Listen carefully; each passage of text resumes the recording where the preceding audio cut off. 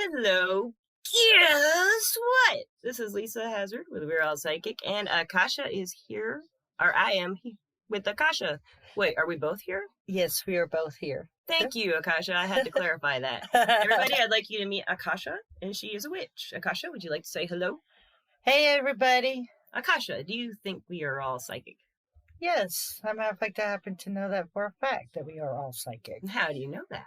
Okay, so we got interrupted by problems. Well, I was just asking Akasha. What did I ask you? How do I know what I know about that we're all psychic? How do you know we're all psychic? Well, I've done research for 2 books, and the research led me to studying the pituitary gland. And it's actually like the oldest part of our brain. It developed during the period of time in prehistoric times where we couldn't see the danger, where we had to sense it, because if we saw it, it was too late. So we had to be able to see it before it happened so we can know what to do. That part of our brain still exists. Actually, it's split in 2. It's expanded, and it still interacts. Part of it is in the front part of the brain, almost in the third eye area, which is really funny considering what it does, part of what it does and where it came from. And then the other part is in the brainstem. And both parts interact, and that's where we learn and feel and sense certain dangers and perceive it there before we even know it, before our own eyes can see it. So what do you think about our senses? Do you think we're getting all our information, our psychic information, with the so-called 5 senses that we already have, and we just put them all together? Or do you think we have extra senses? Because I think we have extra senses. We all have extra senses, and depending on the person, depends on the strengths and how they function and how they work. Yeah, and I also think it's if you have practiced with your energy, and you as a witch, and you practice witchcraft, right? Which is definitely why we want to talk to you, but also because you're awesome. So, and you'd be great for an interview where maybe we won't have any more interruptions with Lisa forgetting what she's doing. That's always what the interruptions are about, my friends. I'm forgetful too, though. I'm about helping somebody. So I think I've mentioned this on the podcast. I talked about this in a couple times with witchcraft when people have talked about it. And I've mentioned you in particular as we've talked about it. And it's like, yes, it's energy work. We call it different things. And you're like, with witchcraft, it's like a craft and you're learning it all your life. That's how I think of what I do. I'm always learning all my life what I'm doing. And it's like a great thing. It's fun and exciting for me. It's like, I want to do this. So like for people like having level, they don't have it as developed or just won't develop it or can't for some reason. So I was saying basically what you're saying, but a different way. Right. It's like another, why? It's reasons, different words. I mean, here's the thing with the pagan community and a lot of the words that a lot of, people that are in the spiritual community, especially in what people consider the more pagan areas and aspects. The words vary depending on background, depending on traditions, depending on culture, and also where they researched and did their work and study. Like for me, a lot of people ask me where my words come from. I'm eclectic. They come from a variety of places. Yeah, because I love to study the various pagan religions and stuff that are counted more of the pagan religion and stuff where it's more energy work, right? Because whether we want to believe it or not, we're bombarded by energy all the time. It's vibration, it's sound waves. It's really what it is. I mean, we all cast out sound waves. Light is waves too. Yeah, right. All the darn time, we're always casting out these waves. If you could see us, we're both waving our arms like they're waves. We're like, yeah, we are. No, they're kind of like arms, but you can't see them. They're waving though. But I mean, there's waves. We all give off waves depending on our own energy, and we all receive waves. So I mean, that's pretty much what witchcraft and energy work, or what. Even Reiki or whatnot, it's learning to turn around and control what we absorb, what we allow ourselves to absorb, along with what we allow ourselves to release. Yeah. And that's why for me it's more of a craft, and why I like the word witchcraft, because I'm learning how to craft the energy as I go. I mean, I'm better at it than when I was a kid. Yeah, I didn't know what I was doing. And I'm better at it than when I was first starting in my 20s and researching it and, submersing myself into it. But I always feel like I'm a baby because there's so much to learn. I know what you mean. It is for me too. And I mean, when I first met you about 3 years ago, it was 2016 or 17. I thought you were just so intimidated. Oh, witchcraft, witch. I mean, I've been around people who do this stuff, but I just never really got to know someone who would be so nice and open and talk to me about it and tell me what it's about. A lot of people I've met who practice witchcraft in particular don't want to share. It's so frightened in this day and age. Yeah. I mean, which is a shame because we birthed Christianity without the many pagan religions. Christianity wouldn't exist, but because of Christianity, we are terrified to come out and speak, especially in the heart of the Bible Belt. Right. But it's getting more here, a little bit more here. Well, that's because people like me who are being courageous, and this is what I do, and this is how I see it. I'm not going to be afraid. I can't. Right. Because otherwise, it's a lot worse life, isn't it? If you don't work with your energy. I think you just hit the point. I think you can hit a point where you can only be terrified of so many things so often. And I grew up in a life of terror and fear, and I've just hit a point where I can't be frightened and terrified anymore. And you are totally terrifying when I met you. But then, I mean, I was excited more than anything. I was more excited. It was just the energy. I could feel it. It just crackle.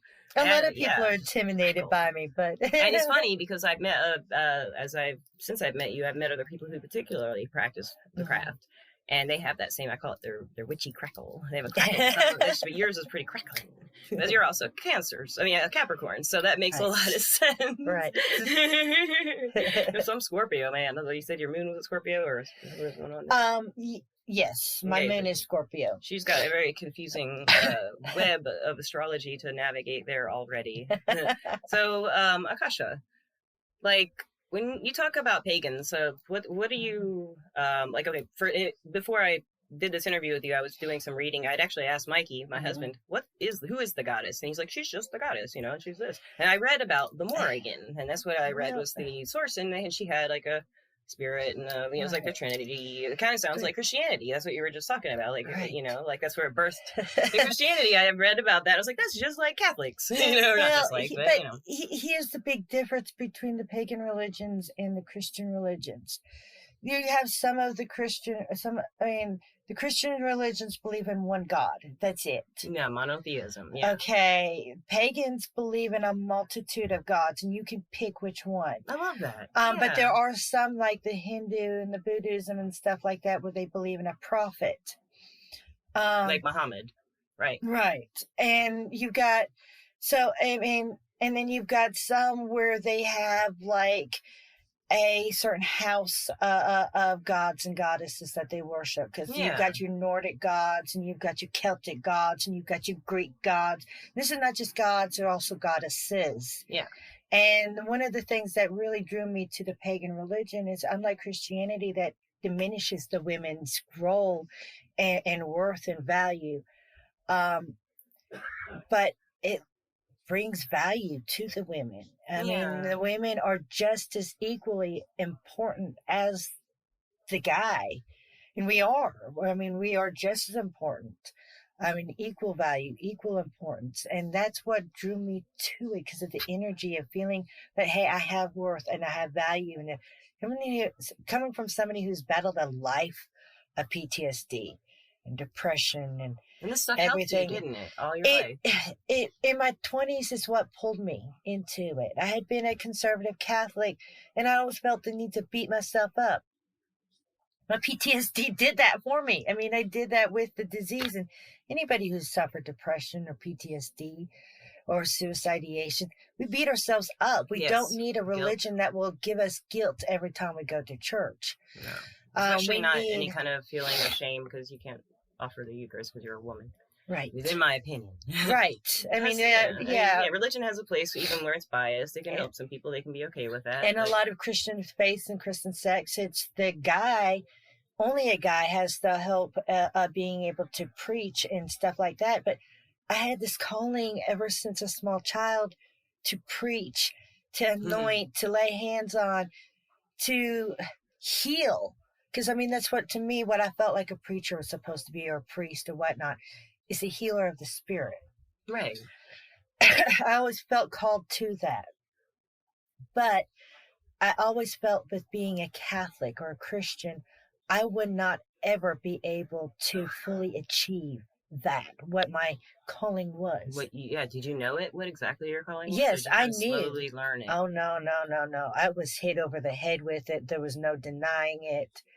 I mean, a lot of, like, by the time I was 16, I was reading in Catholic church. I was going up there making the announcements, reading scriptures in front of everybody, announcing songs, and sitting all by myself. And I loved it. Yeah. I loved being part of the ceremony. And as a kid, I would go to weddings. I didn't want to be the bride. I didn't want to be the groom. I didn't want to be the flower girl or the ring bearer or anybody else. I wanted to be the minister. I felt like that's where I belonged. Yes, and you actually, listeners, Akasha does hand fasting and all kinds of ceremonies to bring people together in the marriage union. And I've seen on video, and I've been to weddings, and oh my goodness, Mal. I know I say that a lot, it's just I can't stop saying it because my cats make me say it. It's all crazy. But she does these amazing hand fasting rituals for people who are getting married in a pagan type setting or any kind of setting they want. She is an ordained minister, and it's like her favorite thing to do. And look at her talking; she's talking about that. And I didn't know that about you, so that you looked at the for wedding that way. I thought that was really. I always wanted to be the flower girl, no matter what age I was. I wanted to be the one that created the energy that made that possible. Yeah, I like it, and I can see it in your ceremonies, the ones that you have been offering to people, or when we're getting married this summer. One of the most awesome weddings ever, Viking wedding. And she wrote the whole thing, she arranged everything, and it was just I had help really in the end. I forgot to release the gods at the end. So my high priestess, they did the wedding for me, caught me on that, and fixed that for me, so we didn't have gods and goddesses mad at us, because those Viking ones can be very, very fierce. No, they seem fierce to me too. The runes don't. I mean, you don't need many runes. They only have like 20 for a reason. It's like there's 20. That's a lot for us. Yeah. We keep it simple. Yes, and they are about rules and structure, but they're also about family and equality. I mean, as far as when it concerns the home. Everybody having an equal place, including the kids, where the kids had their responsibilities, things that they were required to do, to where they had value. And I think that's another thing we've forgotten in our homes, is our children have value too.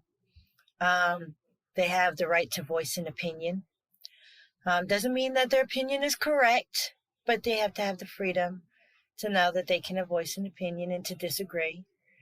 And it also means that you have to expect responsibilities out of them, that they are just as responsible for the household running smoothly as you are, and that way that builds self-esteem at a very early age. And the way they did it then, they did it.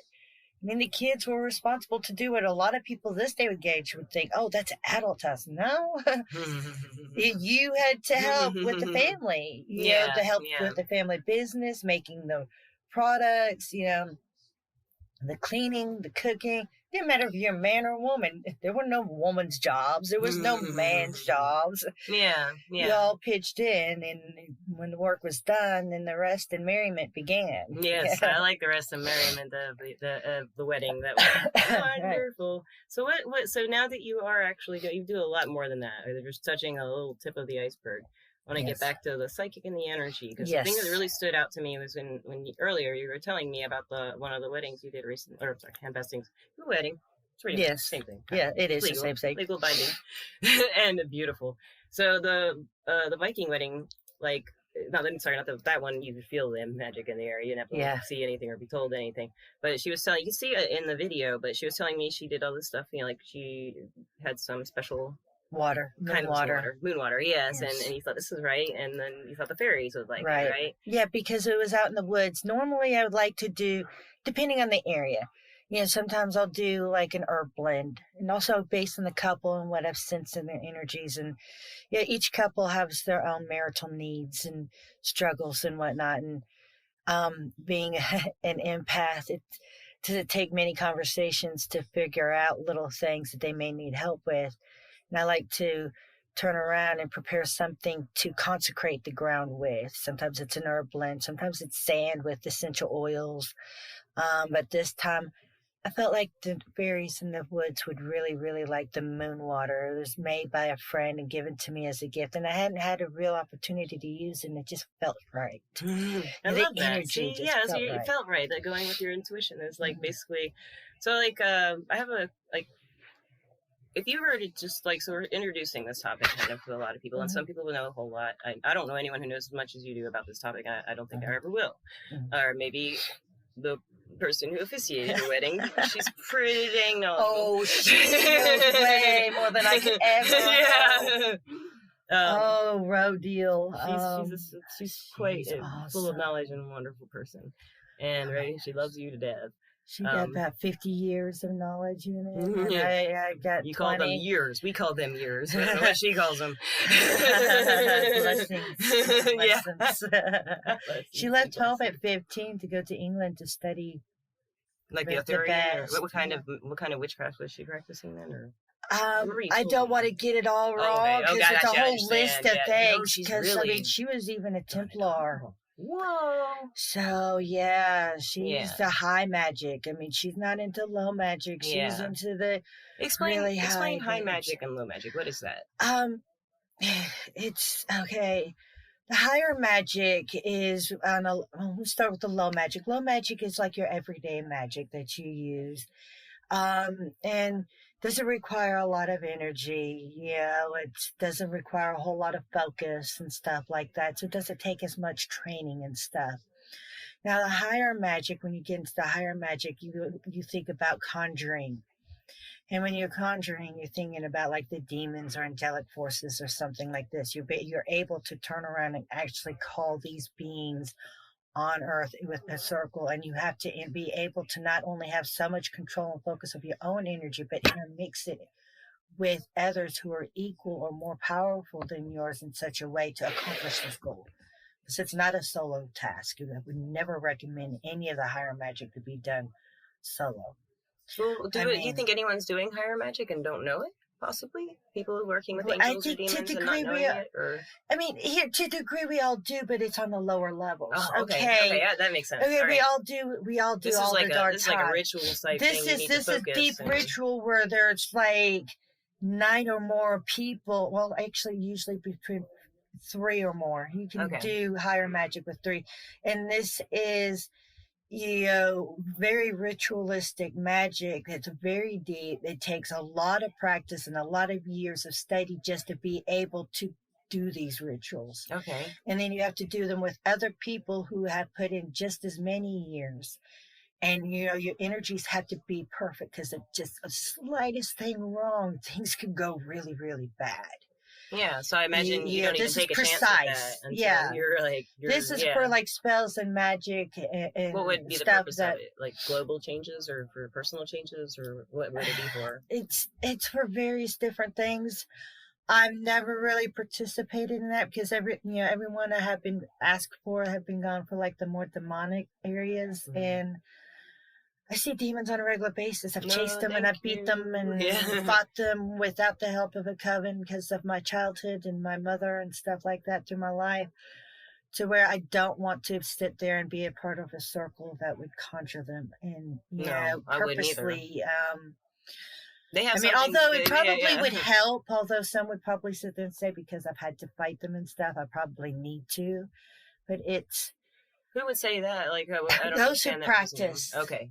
Why do you think they would say because the fact of it is once you fought them, they always favor you. It's like it's a mark or a taste, or they know you're sent. Okay. So that they know your frequency better yet. Oh, okay. Okay, that makes sense. So to better fight them, they would encourage me to study. And, yeah. And that's probably why I have been asked. But Oh no, I have so many things that I need to work There's on. a lot more fun things to do than that. Jeez. Yes. And I've worked so hard to stay on more in the positive areas and stuff like that would, that. I imagine delving deep into that. I don't know how I could keep my positive mindset really high. It would be. I mean, I think it would be. But, I mean, I understand the importance, and maybe one day I might actually have no choice. And I know it's probably irresponsible of me because I've been told it's irresponsible of me not to study it. But well, you're the one who makes the decisions for what's responsible. But I've been able to fight them so far with what I've got and my tools, and my tools get sharper all the darn time. Yeah. So and I'm not at the point to where I'm doing stuff on my own anymore. So to a degree, it wouldn't be completely the higher magic, but I could probably hit the right frequencies and stuff with the right people if need be. Maybe modernize things a little bit, or make them personalized even, but also respectful. Right. You know? Yeah, I bet you would be amazing. I mean, and if need be, I could always figure out what their tastiest treat is and set up an altar and just give them offerings to leave me alone. I mean, what is that? Always that option. Traditional thing you can always do is figure out their offering, like a fairy, leaving a good. It's very rare, and some people sit there and probably would laugh and have laughed at other people with the same idea. But I figure that would buy you enough time to get what you need. Yeah, at the very least. If they were, because I understand that they'll never lose your scent, and that will only bide them for so long. I understand that. I've heard the arguments, but. What do they want? What do you think they want? Each one's different?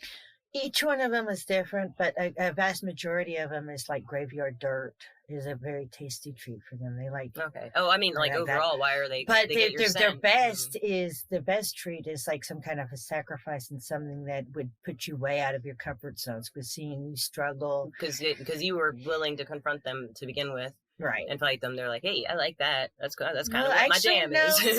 They usually don't like the ones. Well, then why do they take an interest in you after you fought them? Because they wanted to beat. It's more of a curiosity. So I mean, they haven't. When I say interest, it's more of them come and sniff my way, and I'll just turn around and do what I have to. When I know works, and they're like, okay, I'll leave you alone. When they're doing that, like you, they're checking you out because I mean, I have a certain scent. I'm sure because. But it's more, certain vibration, but it's more of just checking me out, just seeing, but I don't delve into that. And that's another reason why I'm not tasty to them. And, a lot of it is your energy and your soul and your purpose. And I do have a destiny. I do know that. And that kind of does offer some protection from that. Not a lot, but it does offer an amount of it because I have a certain path.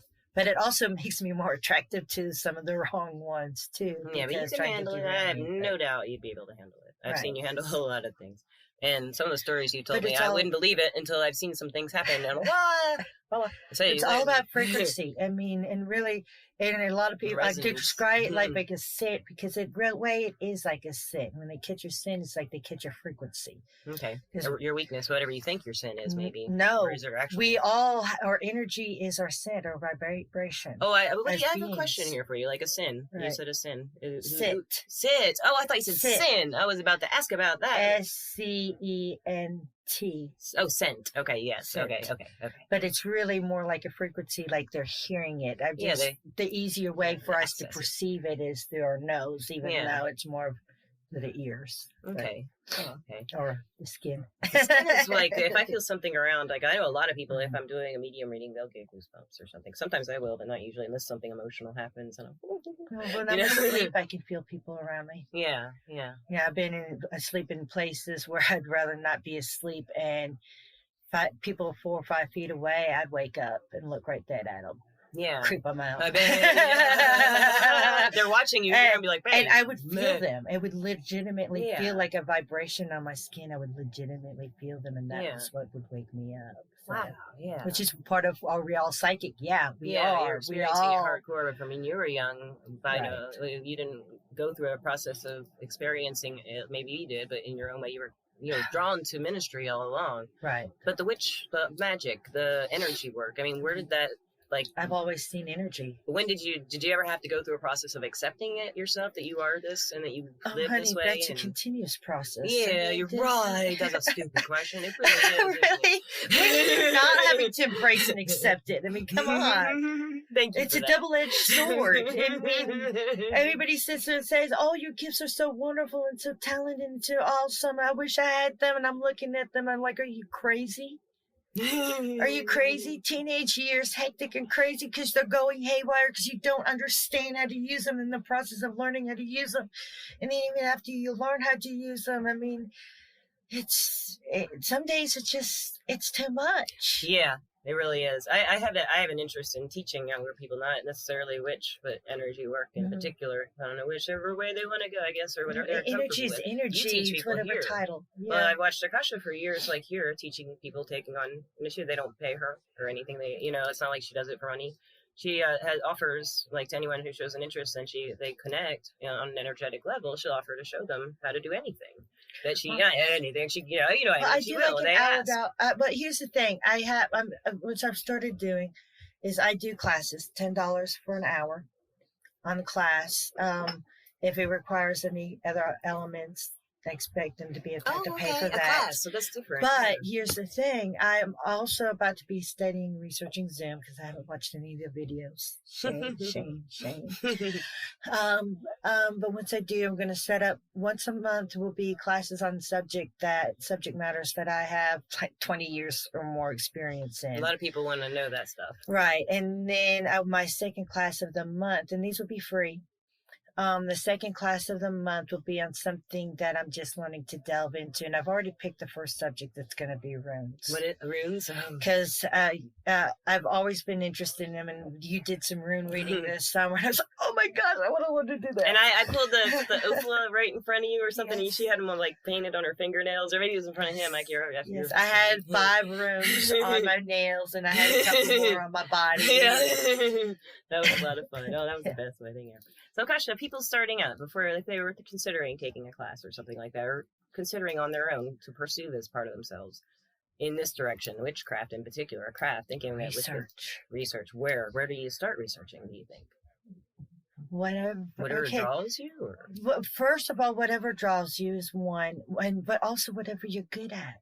Yeah.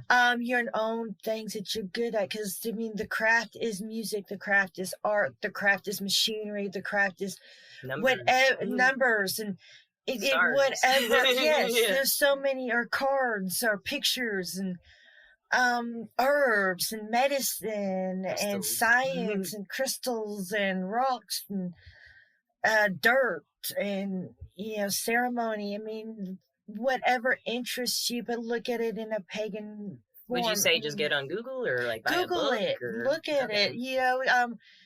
Let's say if you're interested in crystals, I advise people to look up the crystal in case it's toxic, or to look up for safety. I mean, we all have kids and whatnot, and if it's been unpolished or unpolished, because I mean, some are asbestos. Like the bumblebee jasper is not a good one. I think it's got it's got something yellow that's not good. Tiger's eye. You don't want to surround yourself with a buttload of raw tiger's eye. It's more of asbestos. I didn't know that. I did do a crystal journey with tiger's eye, but I could only. It wasn't rough though. If I'm not mistaken. But I had to stop. I mean, it's not enough asbestos to really make you sick. But I mean, you don't want to be in a whole room full of raw. I mean, you don't want to sit there and carve it down. Those miners are really, they gotta mask up, I guess. Yeah. And then there's other stones and stuff that. I mean, it might be minute or whatnot, but there are some that are toxic, and there's some that are better polished than there's raw, and there's some where they may have toxic properties. Don't freak out, but because a lot of them, it's just very careful.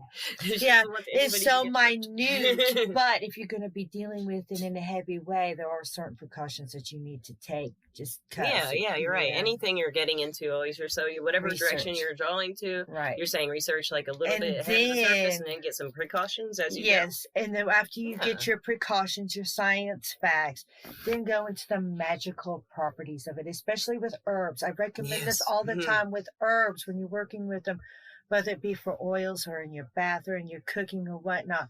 Research the medicinal value first. The Google was great with that. Then research the magical properties of it.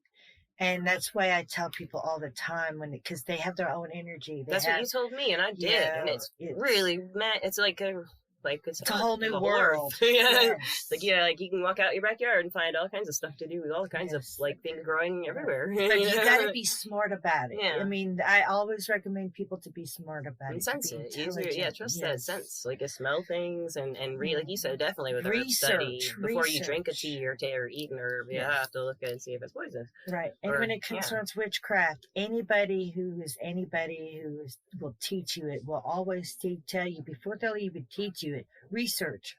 So you've done a certain amount of research, they're not going to know how to guide you. Right. So because you don't know where you want to go, I guess, right? Right. I mean, they can point you in a direction, or better yet, there's Facebook pages and Tumblr pages and Instagram pages that will tell you all the various books. When people come to me asking for books, I tell them look it up on Facebook or Tumblr or Twitter. Yeah. Because there's always those sites. They're always releasing the books. And there's thousands upon I know you're a hundreds huge of thousands avid reader. What would you say is the best book you've read on this stuff that you could say for you personally? I mean, not necessarily for everybody else. As far as books, none, really. All and none? All and none. I like that. Because here's the thing. I've read so many books, and they're great, and they're fantastic. But there's so much more that those books can't include. So when you read a book up on it, do the research on the stuff that is in that book, because they could only take the iceberg not a Wikipedia of with links all the way through. Right. You can go down a rabbit hole like you can on the internet. Yeah, and actually follow exactly what you want to know. I find more and learn more off the internet this day and age than I ever could. Like in my 20s when I had to brave the store clerks and the librarians. Right, the coffee houses. And the looks that they gave you. Yeah. No, internet was not that big when I first started. Yeah, okay. It was very, very hard to find, and if you went to the library that had it, you had to pay for that. Yeah, it was a charge feature because it was new. Yeah, I was in college. You're right. I was in college, so it was all free access. I'm just a couple of years older than you, I think. I was more in like the smaller towns. Yeah. So that's right, in Alabama especially. I traveled various states, but by the time internet was more free access, I was in like Rolla, Missouri, or Wilmer, Minnesota, or Arab, Alabama, Albertville, or Gunnersville. Yeah, you have to depend on the bookstores and the libraries and get those looks. I didn't have access to the internet when I first started. Yeah, so that's crazy. Yeah, I mean, neither with the psychic stuff. And it was so much harder to find the info then. Yes, it really was. And anyone to talk to. And to know that it was truthful and fact and whatnot. Right. And then for me, finding teachers in my earlier years, because I was what they called a natural witch. I had been using my abilities my whole life and didn't even know. Because nobody had been telling me or teaching me that, you've been astral protecting since you were 5 or 6 years of age. But, you didn't learn to ground first, so you're going to have these complications and, the difficulties. I had to find all this on my own because I intimidated the teachers that I came across. I was intimidating to them because they could tell I was my power even then, and if I was to mess something up, they didn't know if they could be able to reverse it or... they were intimidated by what I could do. So did you ever find like anyone in your 20s or anyone who really, other than someone we've already spoken very highly of, who definitely can't say no to that. But actually, with the distance between me and her, it's hard to do the lesson. So I have had to because of my schedule and everything. I would love to take her up because she's all awesome and has so many experiences and stuff. I just want to hear more of her stories. I count her as my mom. I adopted her as my mom. She's awesome. But no, I'm actually completely 100% self-taught. Yeah. But I studied it like I was in college. I dug and I dug and I dug and I dug in the area at the times when I had to travel all the way to Huntsville to use their library because I didn't live in Huntsville. I couldn't get a library card and have access to the internet. But I could check out books. So it was so much harder. I mean, the struggle, but the need and the desire and the drive was so strong. I couldn't absorb enough. And then I had some people that would lend me their notes, that were teachers, and they were like, "You probably learn more from these than what I They could tell, probably yeah, and teach you." that's something you can learn and learn and learn really fast. I was And fast especially when at you read learning. stuff, I'm like that too. Reading stuff for some reason really sticks with me. And like you said, the internet's totally different. Even in like 2000, like 2010, it's not like what it is now. Mhm. You can find someone exactly identical to you, probably if you looked hard enough, except And for actually, something in like a freckle. 2010, I stopped my journey of being a Christian witch and started. I didn't completely stop it because I had to present a front for my child because I had a small child at that time, and I couldn't be an open witch at that time. So I was still more of like God, and Jesus was who I prayed to, but I still cast spells because this is what a lot of people are confused about. They hear the word spell and they freak out. Okay, it's energy. Okay, Yes. just like a prayer is. It is actually no different than a prayer. It is a prayer.